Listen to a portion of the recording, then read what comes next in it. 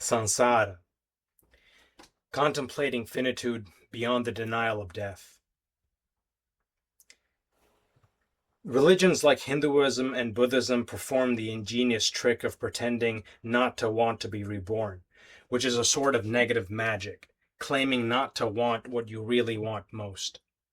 Ernest Becker, The Denial of Death. Of what thing I am, I know not. Bound with a mind, I wander. Rig Veda. All sanskaras are impermanent. All sanskaras are liable to dukkha. All dharmas are devoid of self. Anguttara Nikaya. He who sees multiplicity goes from death to death. Katha Upanishad. When people talk about samsara, the world as endless rounds of becoming, and eventually committing to the path of liberation from the cosmic cycle, often this is framed as a project deferred to a future life, and occasionally something to be undertaken in the near future. In either case, Becker's critique of dharmic cosmology in his work The Denial of Death is essentially correct. For the average man, the belief in samsara and the disavowal of samsaric striving functions effectively as a form of psychological coping. Despite the seeming rejection of the desire to persist forever, samsara is essentially an immortality narrative that serves as a buffer against the reality of creaturely finitude and cosmic insignificance. This, however, is a correct but only surface-level reading that fails to account for the deeper significance of samsara, which only ascetics and contemplatives are privy to. Lay people often merely pay lip service to the ascetic ideal of ending rebirth as a virtue signal to their peers. Disavowing the desire to persist forever elevates one's status above animals who are unable to consider the cosmic stage on which their lives endlessly unfold, as well as less aware humans who choose not to take such a radically mature distance to the human predicament. This is seemingly in stark contrast to other traditions, namely the theistic Abrahamic religions, in which time has a definite beginning and only moves forward into eternity, and where the goal of life is to avoid eternal torment and strive after everlasting life in paradise. Becker's claim is that the same mechanism of coping with finitude found in other world religions also underlies dharmic cosmology and soteriology, but in inverted form. This assessment is worth taking seriously and scrutinizing more closely. While most religions lean into the desire for immortality by positing an eternal God, an eternal heaven to work towards, Hindus and Buddhists, indeed all major Indic traditions, posit an eternal cyclical process, which often includes infernal and heavenly realms as temporary states that ultimately give way to renewed life and death. Samsara is inherently nihilistic from the perspective of the individual subject. For the noble soul, however, having been thrown into the world as an embodied mind aware of one's situation in the larger scheme, life represents the extremely rare opportunity to undo this endless cosmic wandering once and for all.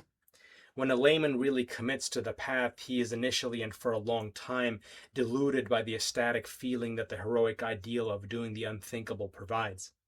However, as one progresses in Dharma, this determination does not merely remain a theoretical stance that one projects emotions of heroism onto. It actually lessens the zeal for life that characterizes the householder stage and induces radical dispassion and detachment or vairagya toward activities that keep one bound to cyclical being. Like many aspects of dharmic thought, the real meaning of samsara only becomes clear against the backdrop of sustained sense restraint and developments of mind, when finally one's perspective is no longer narrowed by the pleasures of mundane life, and the nihilism latent within the concept of endless blind striving, of having once been a worm and the likelihood of repeating such animal insignificance forever, is finally revealed. Contemplation of samsara leads to the arising of samvega, anxiety resulting from awareness of the nihilism inherent in samsara. This doesn't merely perturb one's peace, it is devastating. Dukkha, that immediately lived sense of suffering caused by primordial existential anxiety, persists as a heavy burden and can never be unseen. If one can bear the weight of that awareness without collapsing, it may spur the individual on to further development along the dharmic path. where the terror of death is counterbalanced by the freedom afforded by the practice, and the immediate relief and sense of security provided by the direct discernment of liberation. This is not the mere belief in the possibility that overcoming the most deep-seated of all anxieties will yield the ultimate peace, but actual practice that leads one closer to embodied realization. Samsara, considered by a mind highly refined through years of ascetic training, is the ultimate conceptual tool for thinking through finitude, which at its core is about uncertainty and impermanence. Linear conceptions of time, whether secular or religious, do not confront us with finitude in the same way, because they posit either the eternal enduring of our individual subjectivities in the afterlife or their final cessation after bodily death. Most cultural narratives, therefore, provide some kind of final closure for the subject. To paraphrase the Buddha in the Pali Canon, both the annihilationists and the eternalists circle around the human personality. In contrast, life in samsara can be swept away at any time, and there is no finality or sense of control to be found in the possibility of the never-ending renewal of life and death. Furthermore, what is retained from life to life, or from death to death in the framing of the Upanishads, are character, vasanas, tendencies, virtue, and karmic merit or demerit. Various sanskaras or impressions that ultimately keep us liable to existential suffering. But sanskaras are retained from life to life without memories of past rounds of becoming. This is significant because immortality is a consolation only where there is memory to ensure a sense of continuity, a stable subject moving through space and time whose integrity is built up cumulatively through remembering. Samsara denies one the consolations of eternity by robbing the subject of both a sense of continuity and any finality of direction. Well-being in the realm of worldly becoming is always transient and carries no guarantee of satisfaction, while the present liability to suffering offers no terminus. The duality of life and death condition one another. As one leans into the pleasures of life, one becomes liable to the suffering of impermanence and the uncertainty of death. Once the dukkha inherent in samsara is uncovered, it becomes impossible to see true relief in any form of worldly striving or cosmic narrative. The goal of ending the cycle, however, also does not entail an immortality project, as it lacks the striving after the continuity of individual subjectivity. The Nirvana of early Buddhism or the Moksha of Advaita Vedanta both entail the death or dissolution of human subjectivity, not its eternal continuance.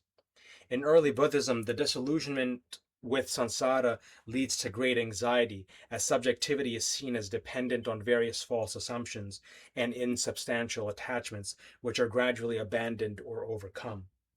This in time leads to great relief in the form of the total surmounting of the conditions that generate dukkha, or primordial anxiety.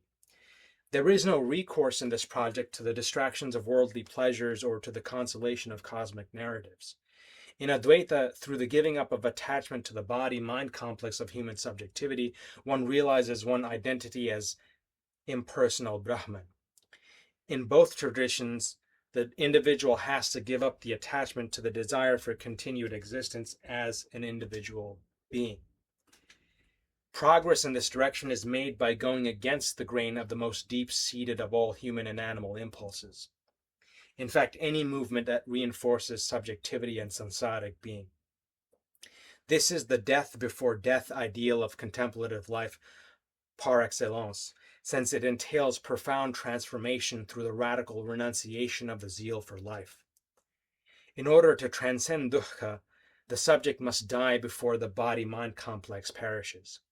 In other words, nirvana or moksha can only be won by working through the real significance of samsara as both a cosmic and a first-person meditation on finitude and impermanence. This insight, however, is lost on those who dismiss samsara as mere psychological coping. No human culture simply founds itself as an anti-immortality project, escaping death anxiety from the outset through what Ernest Becker, in his major work, The Denial of Death, referred to as negative magic. Becker, therefore, is partially correct about the institutional function of the doctrine of samsara in lay dharmic culture, but he cannot account for the profundity and instrumental value of the concept under genuine ascetic development. Serious contemplation of unending cyclical being entails a sustained confrontation with death anxiety. It denies the subject any consolation in a sense of continuity across cosmic space and time. Rather, samsara as a conceptual tool insists that peace can only be arrived at through fully coming to terms with what impermanence means within a cyclical cosmos. Approached with the penetrative insight of ascetic contemplative practice, it is not at all a turning away from finitude and a flight into the fantasy of subjective immortality.